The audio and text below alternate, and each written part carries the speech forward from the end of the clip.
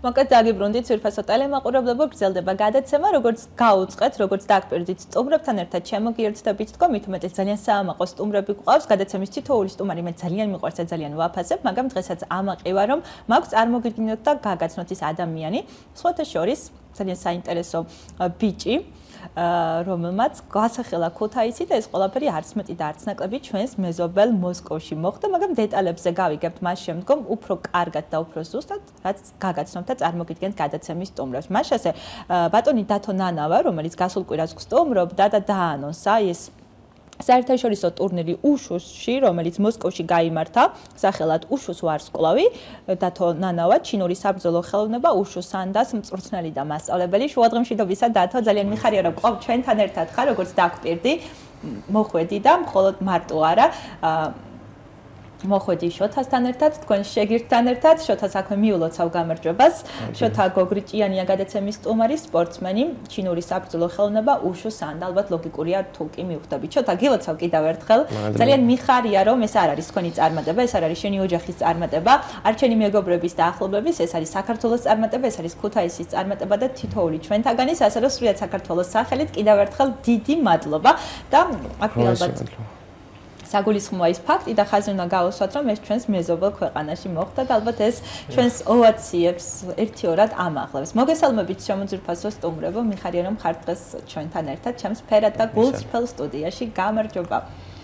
გამარჯობა. მოდით, დათო, დავიწყოთ თქვენით, ხო? პრეისტორია. ვიდრე გაიმგზავრებოდით ზოგადად მოსკოვში, რა მოლოდინები გქონდათ აი ამ ტურნირთან დაკავშირებით, როგორ ემზადებოდით, რამდენად განსაკუთრებული იყო ეს სამზადისი და მოსამზადებელი პერიოდი? მოგესალმებით,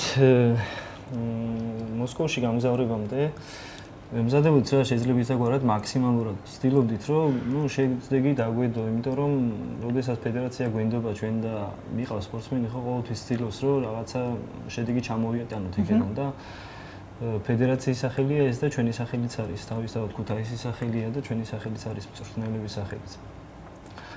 მოლოდინი ეხლა ფიქრობდით რომ რაღაცა შედეგს გააკეთებდა აუცილებლად, მაგრამ არ გეგონა მაინც და მაინც პირველ ადგილს თუ წამოიღებდა. იმიტომ რომ დიდი კონკურენცია. იმედები ხომ გაგიცრუათ დათო? შოთა. იმიტომ რომ დიდი კონკურენცია იყო. 22 ქვეყანა იყო ჩასული და დაახლოებით 900-მდე სპორტსმენი მონაწილეობდა მონაწილეობას. რთულია აქ მოგება. მაგრამ როგორ მოიგო და როგორ მოახერხა და თუ კი ფიქრობდით რომ წარმატებას მიაღწევს, მაგრამ პირველ ადგილზე ვერო, ხო? შოთა გაგვიზიარებს, ხო, საკუთარ მოსაზრებას. მოდი მითხარი, რას ნიშნავდა შენთვის აი ამ ტურნირში გამგზავრება? სხვა ტურნირებში თუ მიგიღია ზოგადად მონაწილეობა და რა წარმატებები გაქვს, ვიდრე უშუალოდ მივალთ აი ამ დღემდე შენს პირად აქტივზე? უფრო შორს დავიწყოთ, შორიდან. ჯერ მხოლოდ 3 წელია რაც ამ სპორტში ვარ. საქართველოს ჩემპიონი ხა გავხდი, მანამდე ხდებოდი. საქართველოს თასის 4 ხის ჩემპიონი ვარ. ბოლოს ამდენიმე თვის წინ ვიყავი ევრაზიის ჩემპიონატზე, იქაც წარმატებით დავდე პირველი ადგილი ავიღე. და რავი ეს საერთაშორისო ტურნირი პირველი იყო რა, ასე დიდ შეჯიბრზე ჯერ მანამდე არ ვიყავი. რა განცდებით და ემოციებით იყავი გამგზავრებამდე, მოდი მითხარი და ვიდრე უშუალოდ აი ეს დღე დადგებოდა შოთა. ნერვიულობდი პირველ ჩხუბამდე. ვიხილოთ ხო პარალელურად არაერთი ვიდეო მასალა გვაქვს ბატონო არჩილ თუ იქნება შესაძლებელი რომ ჩვენ წარმოვიდგინოთ რა ხდებოდა პირველ ჩხუბამდე და ჩხუბების შემდეგ. მოდით დავიწყოთ შოთა, გაგვიზიარე შენი შთაბეჭდილებები. პირველ ჩხუბამდე არ მინდოდა წაგება, ყველანაირად ვეცადე, მოვთოკე ჩემი ემოციები და პირველი გამარჯვების შემდეგ უკვე თითქმის მომეშვა ყველაფერი. შემდეგ ჩხუბებზე უკვე მოდულებული და უკვე გააზრებული მქონდა რა ასე ვაკეთებ და ყველანაირად ვიცადე რომ მისახელებინა ჩემი სამშობლო და გამომივიდა კიდეც. ხოლოდ ემოციების მოვთოკა ხო ვერ დაგეხმარებოდა ამ ყველაფერში. მითხარი, რამდენად რთული აი ამ დროს რინგზე მოვთოკო შენი ემოციები და იფიქრო რომ უნდა პარალელ რეჟიმში ხო ფიქრობ რაღაცაზე. რაზე ფიქრობ ხოლმე მაშინ როდესაც იბრძვი? როცა იბრძვი თითქმის ვერაფერზე ვერ ვფიქრობ, გავიწყდება ყველაფერი რაცა და მარტო შენ მოწინააღმდეგეს ხედავ. ვცდილობ რომ იაზრო და მოიგო. არაფერზე არ ვფიქრობ. შენს მოწინააღმდეგებზე რას გვეტყვი? ძლიერი კონკურსზე მონაწილეები იყვნენ ისედაც და ჩემი მოწინააღმდეგები ძლიერები იყვნენ. პირველი ბრძოლა შედარებით ადვილი იყო, მაგრამ მეორე ფინალში საკმაოდ კარგი ბიჭი იყო.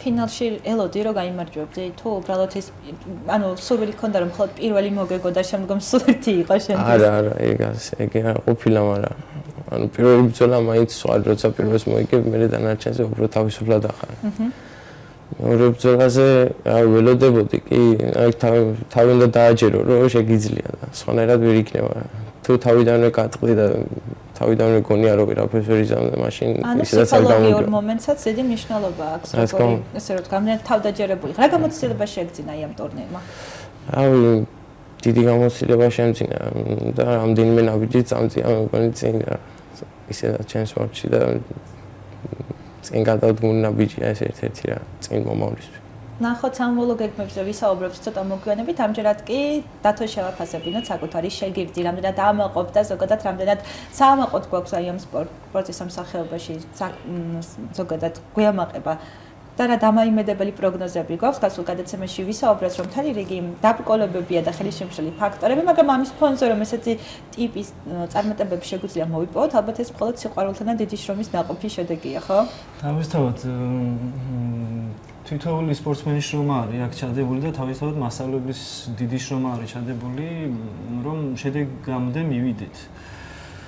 მიუხედავად ამისა ძალიან რთული იყო ეხლა შოთასთვის ეს შეჯიბრი, იმიტომ რომ ამხელა ასეთ მასშტაბურ შეჯიბრზე საპასუხისმგებლო ხო ალბათ პარალელურად თავისთავად და ასეთ მასშტაბურ შეჯიბრზე არ არის ნამყოფი და პირველად ნახე ეხლა ასეთი დიდ მასშტაბიანი შეჯიბრება.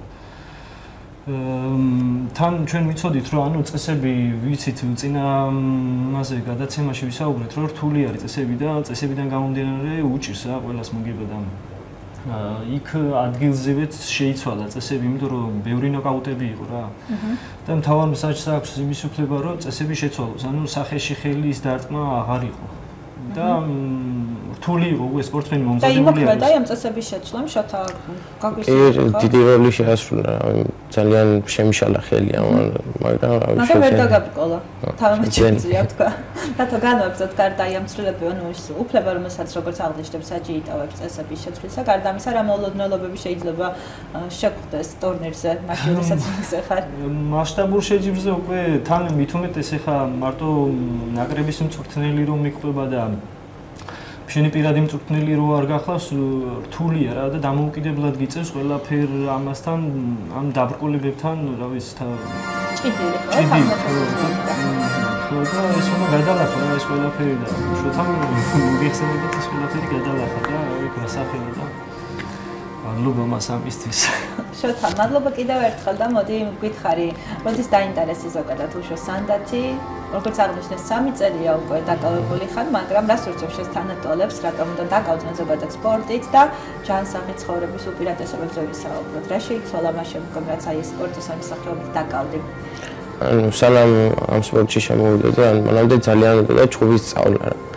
მაგრამ არ მინდოდა რაღაცა სპორტ, ანუ ესეთი სახის მიცემაზე ალბათ არც კი ფიქრია, უბრალოდ ჯინი იყო, ხო? მამაკაცის სურვილებით.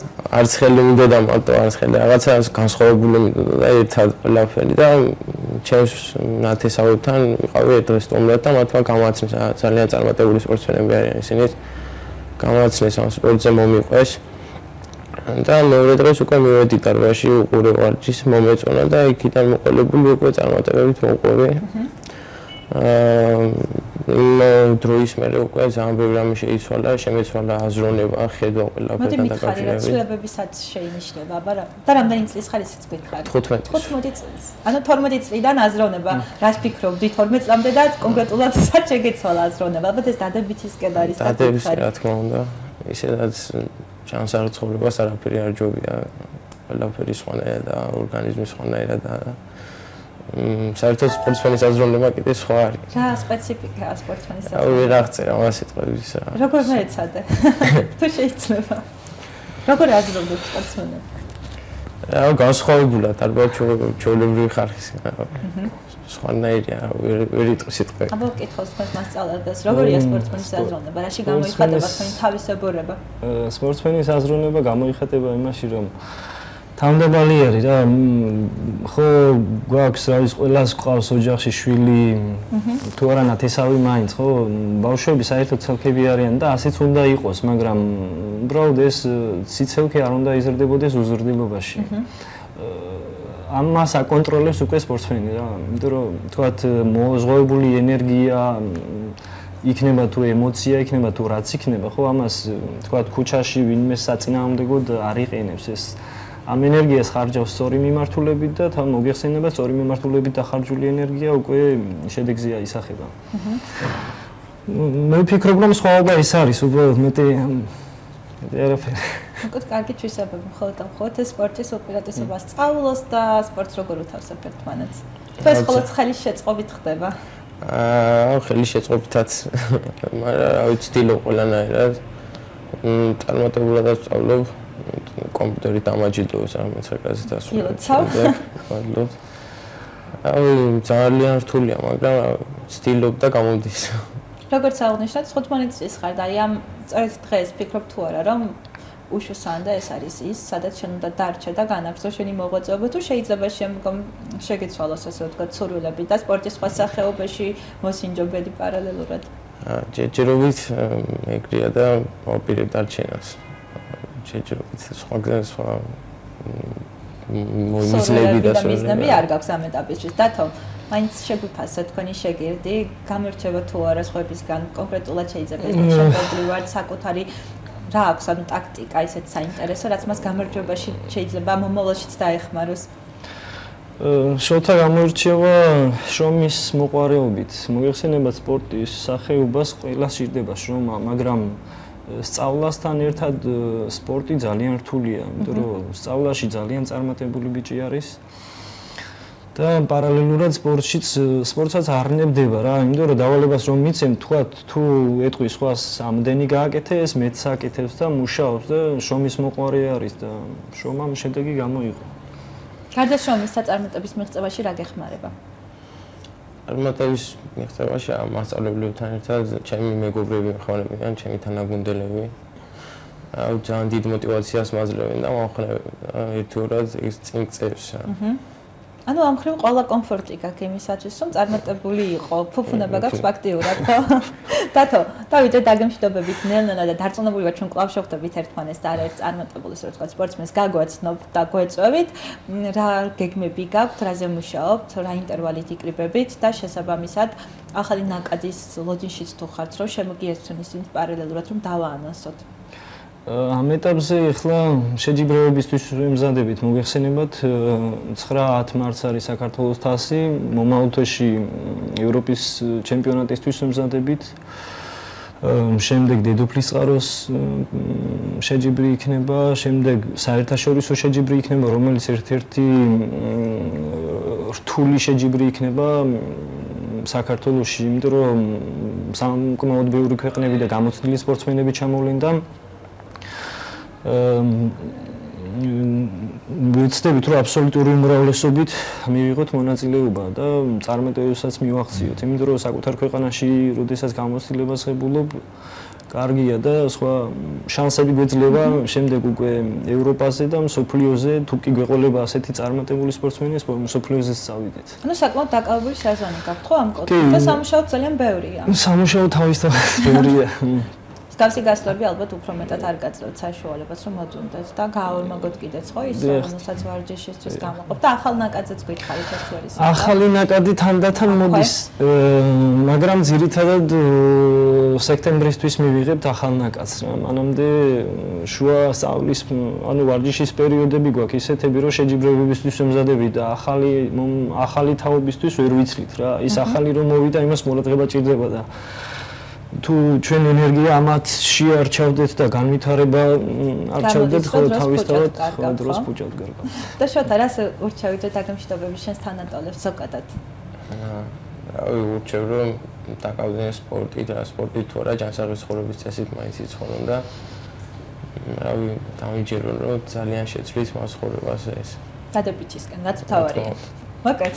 დიდი მადლობა რომ იყავით ჩვენთან ერთად. კიდევ ერთხელ ვილოცავ ამ წარმატებას, ვილოცავ საკუთარ თავს, ვილოცავ სრულიად საქართველოს და მე დარწმუნებული რომ ეს არ იქნება შენი ისე ვთქვათ საერთაშორისო ტურნირზე გასვლის პირველი მაგალითი და შენ წარმატებას მიაღწია წინ არაერთი საინტერესო თავგადასავალი გელის, ასე რომ გისურვებ ბევრ წარმატებას, წარმატებულ დღესაც აქვე, დროებით დაგიმშვიდობებით და მადლობას გადაგიხდით, რომ ეს სასიამოვნო სიახლე მოიტანეთ ჩვენამდე და შესაბამისად რამოდენიმე ადამიანს მაინც გავაცანით, რომ რამდენად საამაყო ხალხი გყავთ ჩვენს ქუთაისში, რომლებიც ყოველთვის ცდილობენ იმუშაონ, მათაც ძალიან ბევრი ხელისშემშლელი ფაქტორი აქვთ, მაგრამ ეს არ აძლევთ მოდუნების საშუალებას პირიქით. მე ძალას პოულობენ საკუთარ სახლში, თავში რომ შესაბამისად იმუშაოთ ძალიან ბევრი და დასახულ მიზნებსაც მიაღწიონ. ასე რომ იგივე შემართებას გისურვებთ მე თქვენ ძვირფასო ტელემაყურებლებო, დღეისათვის დაგემშვიდობებით. მე ნანა გახლავართ, ორშაბათიდან პარასკევამდე კი შეგიძლიათ უყუროთ ყველაზე ფერად და გულწრფელ გადაცემას, რომელსაც სახელად შუოდღე ქუთაისში ეწოდება. კიდევ ერთხელ გილოცავთ გაზაფხულის შემოგბრძანებას და თითოეული მიზანი და სურვილი აღსრულებოდეთ. ბედნიერ უქმეებსაც გისურვებთ, ბედნიერ დღეს და ორშაბათამდე დაგემშვიდობებით გადაცემა შუოდღე ქუთაისში, თუმცა საღამოს 19 საათზე შეგიძლიათ უყუროთ გადაცემა დისკურს, ძალიან მნიშვნელოვან თემებზე ვისაუბრებთ, თუმცა ამ ეტაპისთვის მინდა გითხრათ, რომ დღეს გადაცემა დასრულებული აქვს. მადლობთ ყურადღებისთვის, ნახვამდის. გადაცემის სტუმრები კი გახსნენ შოთა გოგრიჭიანი, სპორტსმენი, ჩინური საბრძოლო ხელოვნება უშუს სანდა არაერთგზის ვისაუბრეთ დათო ნანავა, ჩინური საბრძოლო ხელოვნება უშუს სანდას მწვრთნელ მასწავლებელი. მოკეთ გემშვიდობებით ნახვამდის.